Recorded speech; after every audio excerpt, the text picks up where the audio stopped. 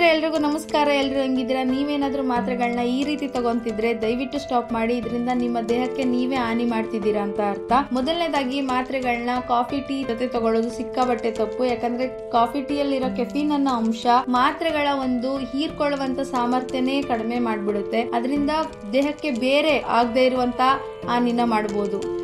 ಜೊತೆಗೆ ಮಾತ್ರೆಗಳನ್ನ ಪುಡಿ ಮಾಡಿ ಅಥವಾ ಭಾಗಗಳು ಮಾಡಿ ತಗೋಬೇಡಿ. ಕೆಲವೊಂದು ಮಾತ್ರೆಗಳನ್ನ ಒಂದು ನಿಧಾನವಾಗಿ ಬಿಡುಗಡೆ ಆಗ್ಲಿ ಅಂತಾನೆ ಡಿಸೈನ್ ಮಾಡಿರ್ತಾರೆ. ನೀವು ಪುಡಿ ಮಾಡಿದಾಗ ಅದು ಯಾವುದೇ ರೀತಿ ನಿಮ್ಮ ದೇಹಕ್ಕೆ ಸಾಮಾನ್ಯವಾಗಿ ಅದ್ರ ಟೈಮ್ಗೆ ಹೋಗಕ್ಕಾಗೋದಿಲ್ಲ. ಹಂಗಾಗಿ ನಿಮ್ಗೆ ಯಾವುದೇ ರೀತಿ ಬೆನಿಫಿಟ್ ಸಿಗೋದಿಲ್ಲ. ಸೊ ಯಾವುದೇ ರೀತಿ ಮಾತ್ರೆಗಳನ್ನ ಕಟ್ ಮಾಡಕ್ಕಿಂತ ಮುಂಚೆ ನಿಮ್ಮ ಡಾಕ್ಟರ್ ನ ಕನ್ಸಲ್ಟ್ ಮಾಡೋದು ಸಿಕ್ಕಾಬಟ್ಟೆ ಒಳ್ಳೇದು. ಆಂಟಿಬಯೋಟಿಕ್ ನ ಊಟಕ್ಕೆ ಮುಂಚೆ ತಗೊಳ್ಳೋದು ಸಿಕ್ಕಾಬಟ್ಟೆ ತಪ್ಪು. ಇದರಿಂದ ಇರಿಟೇಷನ್, ಹೊಟ್ಟೆ ಉರಿ ಈ ತರ ಸಾಧ್ಯತೆ ಜಾಸ್ತಿ ಇರುತ್ತೆ. ಯಾವಾಗ್ಲೂ ಊಟ ಆದ ತಕ್ಷಣ ನೀವು ಆಂಟಿಬಯೋಟಿಕ್ಸ್ ನ ತಗೊಳ್ಳಿ. ಜೊತೆಗೆ ಹಾಲ್ ಜೊತೆಗೆ ನೀವೇನಾದ್ರೂ ಮಾತ್ರೆಗಳನ್ನ ಸೇವಿಸ್ತಿದ್ರೆ ದಯವಿಟ್ಟು ಸ್ಟಾಪ್ ಮಾಡಿ. ಕ್ಯಾಲ್ಸಿಯಂ ಅನ್ನೋ ಅಂಶ ಹಾಲಿನಲ್ಲಿರೋದ್ರಿಂದ ಮಾತ್ರೆಗಳನ್ನ ಅಬ್ಸಾರ್ಪ್ಷನ್ ಅಂದ್ರೆ ಹೀರಿಕೊಳ್ಳೋ ಶಕ್ತಿನೇ ಕಡಿಮೆ ಮಾಡ್ಬಿಡುತ್ತೆ. ಇದರಿಂದ ದೇಹಕ್ಕೆ ಏನು ಪ್ರಯೋಜನ ಆಗೋದಿಲ್ಲ, ಬರೀ ಸೈಡ್ ಎಫೆಕ್ಟ್ ಆಗ್ತಾ ಹೋಗುತ್ತೆ. ಹಾಗಿದ್ರೆ ನೀವ್ ಹೇಳಿ, ಈ ತರ ಯಾವ್ದಾದ್ರು ನೀವು ಅಟ್ರಾಕ್ಷನ್ ಆಗೋ ತರ ಮಾತ್ರೆಗಳನ್ನ ತಗೊಂಡಿದ್ದೀರಾ ಅಂತ ಕಮೆಂಟ್ ಬಾಕ್ಸ್ ಅಲ್ಲಿ ದಯವಿಟ್ಟು ಕಮೆಂಟ್ ಮಾಡಿ ಹೇಳಿ. ಯಾವಾಗ್ಲೂ ಸೇಫ್ ಆಗಿರಿ, ಹೆಲ್ದಿ ಆಗಿರಿ. ನಮಸ್ಕಾರ, ಎಲ್ರಿಗೂ ಒಳ್ಳೇದಾಗ್ಲಿ.